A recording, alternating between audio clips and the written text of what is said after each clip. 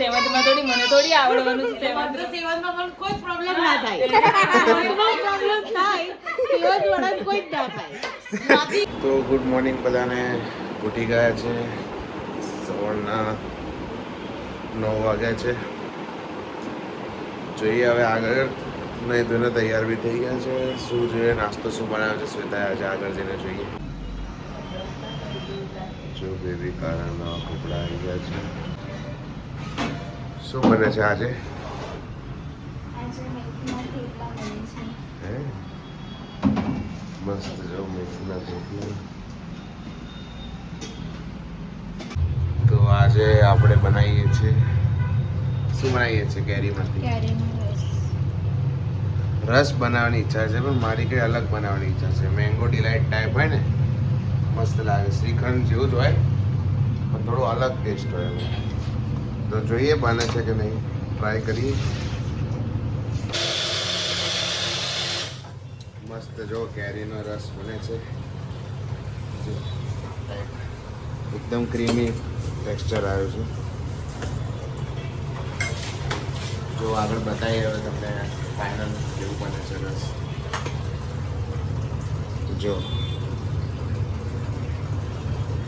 જો આ છે આજનું આપણું જમવાનું. મસ્ત રસ ઘરે બનાવેલો.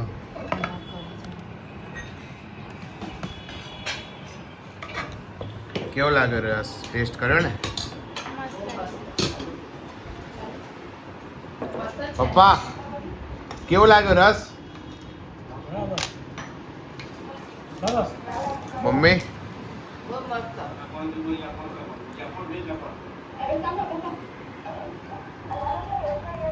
મસ્ત. હવે રસ ખાઈએ.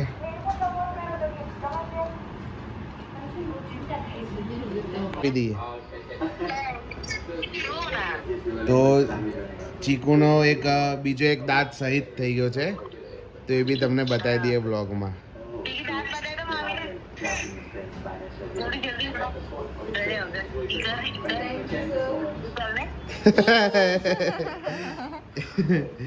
ક્યુટી થઈ ગઈ ચીકુ વધારે. મસ્ત લાગે. હે તો જો બાલ્કની વ્યૂ. અને આજે બનવાનું છે ઘરમાં આ પાણીપુરી. મસ્ત પાણીપુરી બનશે આજે. મજા આવશે ખાવામાં. તો બતાવીએ તમને કેવી રીતે બને છે પાણીપુરી. જો પાણીપુરીનું પાણી બને છે, જરા બી વેસ્ટ ના જવી જોઈએ. હે પેસ્ટ જો દેખા. અરે વાહ. वेस्ट नहीं होना चाहिए. હા, બધું એકદમ કમ્પ્લીટ યુઝ થવું જોઈએ, બરાબર ને? તો જ પાણીપુરી મસ્ત બને. મસ્ત. હવે જો બટાકા અને ચણા તો બાફવા મૂકી દીધા છે. કેટલા વાગે બનશે પાણીપુરી? ભૂખ લાગી છે. હે 8:30 વાગી ગયા છે. આપણો વિડીયો 9 વાગે આવે છે, બરાબર? મસ્ત જો પાણી બને છે, એકદમ ચિલ્ડ. બરફ બી રેડી છે.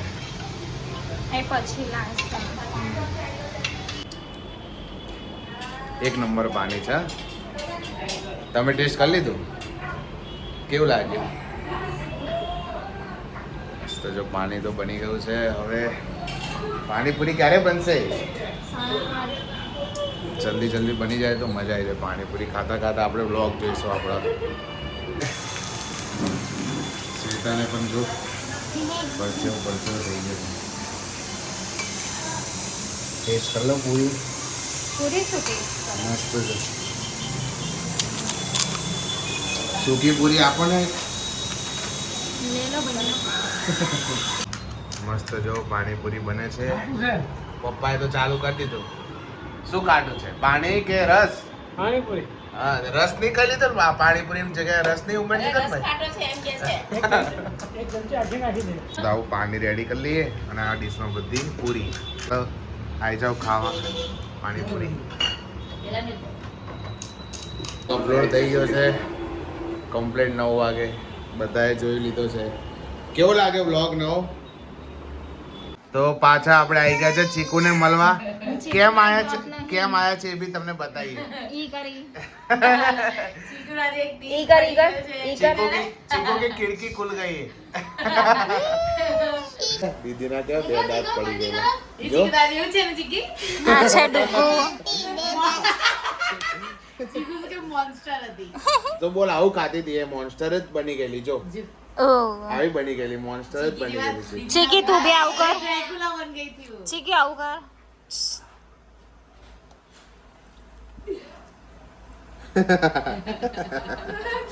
શું થયેલું શું થયેલું શું થયેલું? પીનલ છે ને ફોર્થ માં હતી ના સોરી હું ફોર્થ માં હતી અને પીનલ સેવન્થ માં હતી. અમારી બંનેની બેગ છે ને સેમ કલર બધું સેમ. સેમ તો એકવાર અમે લોકો જલ્દીમાં જલ્દી મમ્મી મને છે ને એકબીજાને બેગ અને અમે કેવું એકબીજાની બેગ લઈને સ્કૂલમાં ગયા હતા. મેડમે ફર્સ્ટ પીરિયડ મારો ચાલુ થયો. મેડમ કે ચાલો બુક કઢાવો. મેં તો બુક કાઢી તો 7th સ્ટાન્ડર્ડ ઉપર લખેલું ને ઇંગ્લિશની બુક.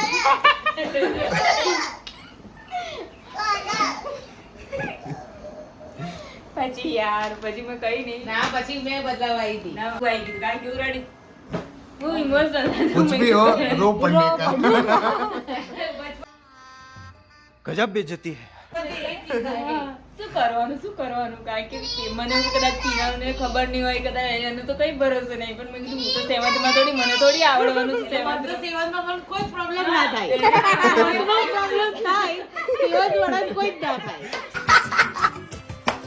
નથી જોઈએ સેવન્થ વાળાને એવું નહીં કે ફોર્થ ની બુક ભાઈ તું કઈથી લઈ લાય. ફોર્થની ચલાવી લે એવું નહીં સેવન્થ વાળા એટલા હારા હતા કે ફોર્થનું ચલાવી લે ये रो थोड़ो राम देखो ये देखो ये बोका सिंह है. ઈ કરો